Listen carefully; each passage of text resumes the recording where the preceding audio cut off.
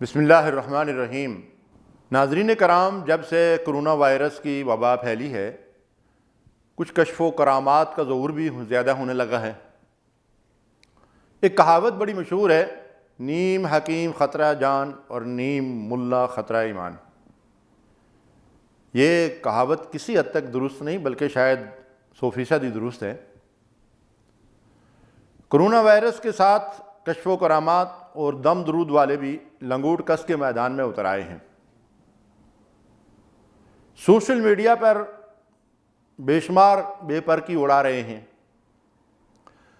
ایک حضرت صاحب نے تو بڑا سا انکشاف کر دیا کہ چائنا کے جس علاقے سے وبا پھوٹی وہاں عائشہ نام کی ایک مسلمان خاتون تھی، 3 لوگوں نے چائنیز نے اس کی اجتماعی عصمت دری کی اور اس نے بے بسی کے عالم میں اپنے رب کو پکارا تو اللہ کی مدد کرونا وائرس کی صورت میں ظاہر ہوئی، اور 2 جو ان کے محافظ تھے اور 3 یہ عصمت دری کرنے والے سب کے سب اس کرونا وائرس کی زد میں آ گئے اور مر گئے۔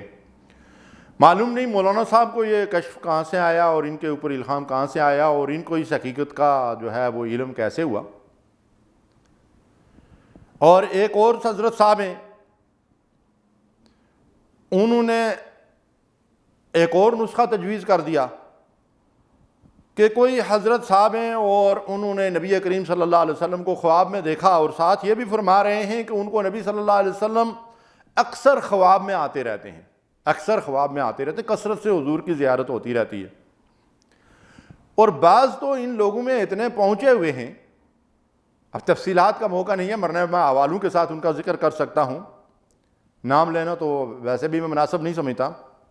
تو بعض اتنے پہنچے ہوئے ہیں کہ ان کو کوئی مسئلہ درپیش آتا ہے تو ایسے لوگوں کی کتابوں کے اندر بھی یہ لکھا ہوا ہے کہ وہ تو حضور سے مشورہ کر لیتے ہیں، رات کو خواب میں رسول اللہ صلی اللہ علیہ وسلم کو بلا لیتے ہیں اور پوچھ لیتے ہیں کہ کیا کریں کیا نہ کریں۔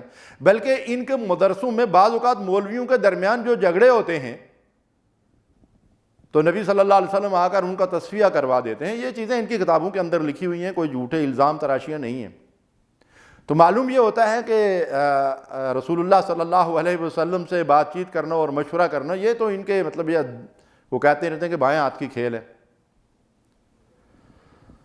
اور ابھی حال ہی میں ہمارے پاکستان کے بعض علاقوں میں اور آزاد کشمیر کے بعض علاقوں میں ایک نیا انکشاف یہ ہوا ہے کہ قرآن کریم کھولیں تو سورہ بقرہ کے صفحات کے اندر بال برآمد ہو رہے ہیں، اور چھوٹے چھوٹے بال ہیں جیسے یہ آنکھ کے پپوٹوں پہ ہوتے ہیں، تو اس طرح کے بال برآمد ہو رہے ہیں۔ میں نے کچھ لوگوں کو وہاں فون کر کے بھی ان سے دریافت کیا تو انہوں نے کہا جی ہاں بال نکل رہے ہیں، لیکن ان بالوں کے ساتھ بدعقیدگی کا ایک ایسا معاملہ جوڑ دیا گیا ہے کہ کچھ لوگوں نے یہ مشہور کر دیا ہے کہ ان بالوں کو ابال کر پیا جائے تو ساری بیماریاں شفا۔ انا للہ و انا الیہ راجعون۔ تو ناظرین کرام، اللہ تعالیٰ نے جو دین حنیف ہمارے لیے بھیجا ہے اس میں تمام طرح کی بیماریوں کے لیے شفا اللہ کی کتاب قرآن مجید فرقان حمید ہے۔ شفاء لما فی الصدور، سینے کے جتنے مرض ہیں سارے مرضوں کا، سارے امراض کا منبع اور سرچشمہ انسان کا قلب ہے، اس کا دل ہے، اور اس دل کے اندر پیدا ہونے والے تمام چھوٹے بڑے امراض کے لیے شفا اللہ کی کتاب ہے۔ بال ابال کر پینا انسان اس سے کراہت کرتا ہے، یہ بڑی گھٹیا اور مذموم حرکت ہے۔ اگر بالفرض بال قرآن کریم سے برآمد ہو بھی رہے ہیں تو سوچئے، غور کیجئے یہ کیا ہے۔ ہم نے اس قرآن کریم کو پس پشت ڈال رکھا ہے۔ اگر اللہ نے ایسا ہے تو اس کے اندر بال ڈال کر ہمیں متنبہ اور خبردار کیا ہے، اور ہم کہہ رہے ہیں کہ بالوں سے شفا ملے گی۔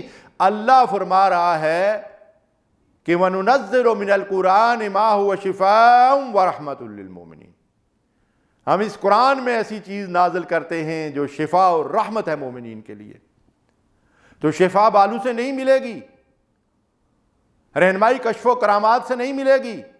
رسول اللہ صلی اللہ علیہ وسلم ہمارے لیے روشن شریعت، جس کی راتیں بھی دن کی طرح منور اور روشن ہے، کھلی شاعرہ، صراط مستقیم، قرآن مجید، فرقان حمید اور محمد رسول اللہ صلی اللہ علیہ وسلم کی ہدایات اور رہنمائی۔ ترکت فیکم امرین ان تمسکتم بہما لن تضلوا ابدا، کتاب اللہ و سنت رسولہ او کما قال صلی اللہ علیہ وسلم۔ فرمایا تھا اللہ کے نبی صلی اللہ علیہ وسلم نے کہ میں تمہارے لیے اللہ کی کتاب اور اس کے رسول کی سنت چھوڑ کر جا رہا ہوں، ان کو مضبوطی سے تھام لوگے تو گمراہ نہیں ہوگے، بیماریاں تمہارے پاس نہیں آئیں گی۔ تو ہمارے دین کی بنیاد کشف و کرامات پہ نہیں ہے، جھوٹے خوابوں پہ نہیں ہے، بلکہ اللہ کے دین پہ ہے۔ یہ نسخہ شفا ہمارے پاس قرآن کی صورت میں موجود ہے۔ خدا کے لیے اس کتاب کی طرف رجوع کرو، ہمیں بڑی مار پڑ چکی ہے اس کتاب سے اعراض کے نتیجے میں۔ اگر ہم اسی طرح اس سے بے رخی برتیں گے تو مزید ذلت و رسوائی کا انتظار کریں۔ وآخر دعوانا الحمدللہ رب العالمین۔ صلوا علیہ